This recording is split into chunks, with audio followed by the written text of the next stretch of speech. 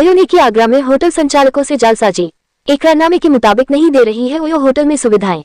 फर्जी तरीके से होटल की बुकिंगों को फुल दिखाकर मार्केट में अपनी वैल्यू बढ़ा रही है। होटल संचालकों ने प्रेस वार्ता कर दी जानकारी।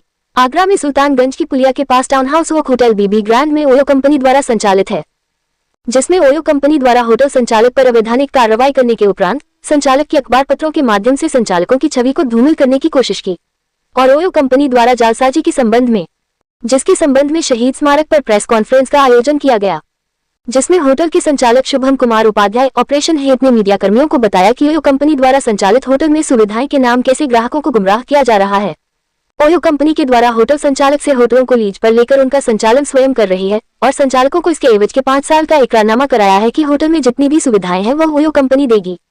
इकरारनामे करते समय ओयो कंपनी की तरफ से अंकित अभिषेक, स्टेट हैंड और आश्रय तलवार के द्वारा किया गया, जिसमें तथ्यों को छुपा लिया गया। आप देख रहे हो आगरा से संवाददाता प्रताप सिंह आजाद की रिपोर्ट। हाँ बताइए सर, परिचय दीजिए। मेरा नाम शुभम कुमार उपाध्याय है। मैं होटल बीबी ग्रैंड में ऑपरेशन हेड हूँ। आपको जैसे पहले तो क्षमा प्राप्ति है कि यार लेट हो गया मेरे को आने में, सामने देखा सामने। और दूसरा ये कि हमारा जो है ओयो से कॉन्ट्रैक्ट हुआ था दिसंबर में 1 तारीख को। तो ओयो जो है पहले फ्रेंचाइजी मॉडल पे काम करता था, अब उसने जो है एक ऑपरेटर मॉडल पे काम करना शुरू करा है।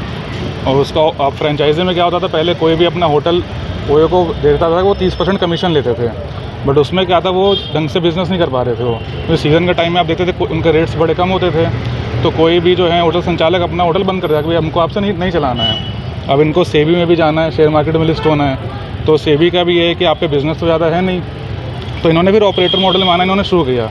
ऑपरेटर में क्या है कि ये खुद ही प्रॉपर्टी किराए पे लेते हैं।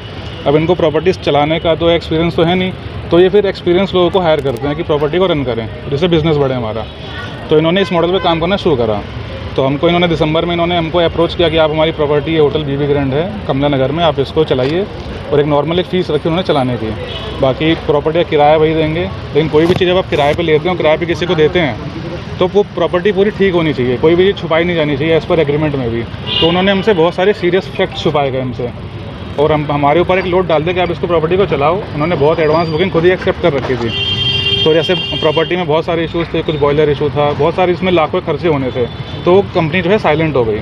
और आपको पता है कि ठंड के महीने में अगर होटल में गर्म पानी नहीं रहेगा तो फिर गेस्ट तो नाराज़ सबसे पहले होगा उसमें। तो उनके कॉन्ट्रैक्ट में एक चीज़ और लिखी है कि अगर गेस्ट अगर नाराज़ होता है, रेटिंग ख़राब करता है, तो उसकी पेनल्टी भी हम ऑपरेटर से लेंगे। तो हमारी गलती तो है नहीं कि आप जब आपने प्रॉपर्टी जो आपने किराए पे ली है, तो उनका एक वो होता है PSA होता है उनका, प्रॉपर्टी को चेक करना, ऑडिट करना।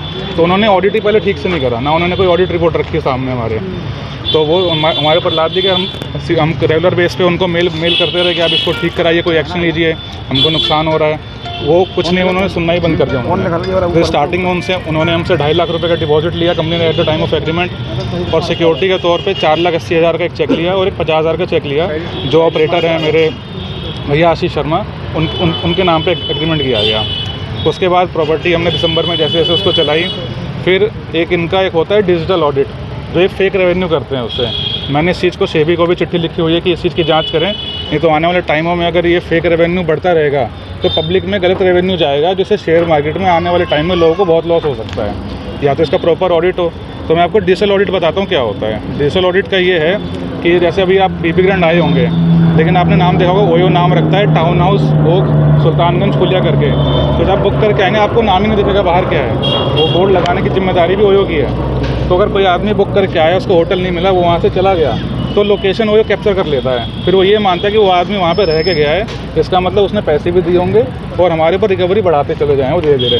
तो ऐसे डिजिटल ऑडिट में उन्होंने हमारे ऊपर कम से कम पिछले 3 महीने में मेरे ख्याल से 2 लाख के आसपास की उन्होंने पेनल्टी लगा रखी है डिजिटल ऑडिट, जो कि बिल्कुल फेक रेवेन्यू है। इनका हर हफ्ते ऑडिट भी होता था। जब हमारे ऑडिट सारे मैच हैं, एक भी गलती नहीं है ऑडिट्स में, तो सब कुछ हमने चेक कराया है। फिर डिजिटल ऑडिट का मतलब क्या है? अगर हमारे रजिस्टर की एंट्री सब मैच हो रही है, हमारी ऑनलाइन एंट्री सब मैच हो रही है, तो डिजिटल ऑडिट से आप फेक रेवेन्यू क्यों कर रहे हो? आप उसका लोड हमारे ऊपर क्यों डाल रहे हो?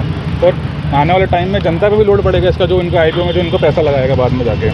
तो धीरे धीरे हमने सारी चीज़ें इनको बताई, तो ये हमारी अनसुनी करते रहे चीज़ों को। उसके बाद इनके जो स्टेट हेड हैं उन्होंने एग्रीमेंट के टाइम पे ही हमसे बहुत सारी चीज़ें छुपाई। फिर हमने इनके खिलाफ़ कोर्ट में शिकायत भी दर्ज करी, पुलिस में भी शिकायत दर्ज करी 17 जनवरी को। फिर 8 जनवरी को उन्होंने अपने एम्प्लॉय को ही भेजा कि आप जाके जो है इसको सुलझाओ, लेकिन सुलझाने के बजाय वो कहते हैं कि मैं एग्रीमेंट को ही नहीं मानता हूँ। एग्रीमेंट में तो 50 चीज़ें लिखी होती हैं, आप क्या सारी चीज़ों पे बात करके चलोगे? ऐसे हमने बहुत सारे पॉइंट्स उनको दिए, कम से कम 15-18 पॉइंट्स है जो उनकी गलतियाँ थी, तो आज भी वो सुन नहीं रहे हैं उस चीज़ों को। तो मेरा बस ये है कि क्योंकि ओयो जो है रितेश अग्रवाल के नाम पे चलती है और ओयो को कोई नहीं जानता है, उन्हीं की फेस वैल्यू है और उन्हीं की फेस वैल्यू से आम आदमी जो है उनसे जुड़ते हैं बिज़नेस करने के लिए। तो हमारी बात उनके तक पहुँची या नहीं पहुँची, मैं चाहता हूँ मीडिया के माध्यम से उनके पास हमारी बात पहुँचे और वो इस चीज़ को एक बार डीप तरीके से एनालिसिस करें। जनवाद टाइम्स की सभी खबरों को लगातार देखने के लिए चैनल को लाइक, सब्सक्राइब और शेयर जरूर करें। धन्यवाद।